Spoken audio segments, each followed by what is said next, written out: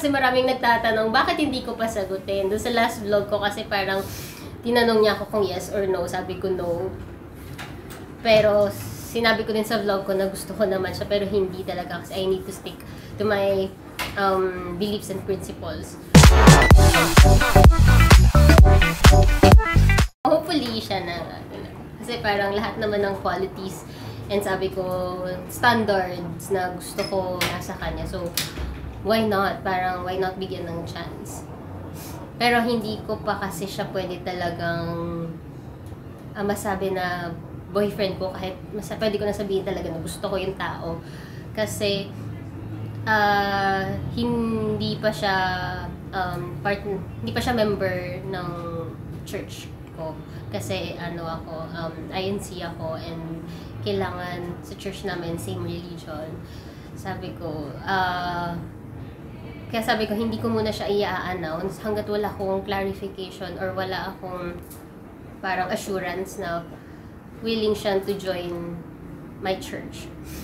So, ayun po, parang nung naka-process na siya na mag-convert, doon ako nagkalakas ng loob, sige, share ko na to sa ibang tao.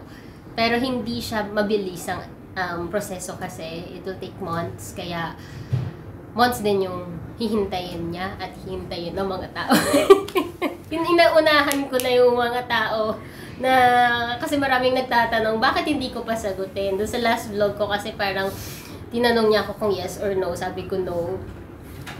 Pero sinabi ko din sa vlog ko na gusto ko naman siya pero hindi talaga kasi I need to stick to my beliefs and principles na kailangan super legal na and legal din sa church and legal para walang guilt feeling sa akin na may ginagawa akong mali kasi very careful akong tao. Ayoko nakakagawa ng mali, ayoko nakakagawa ng parang against sa parang sa mom ko, so gusto ng mom ko kay God.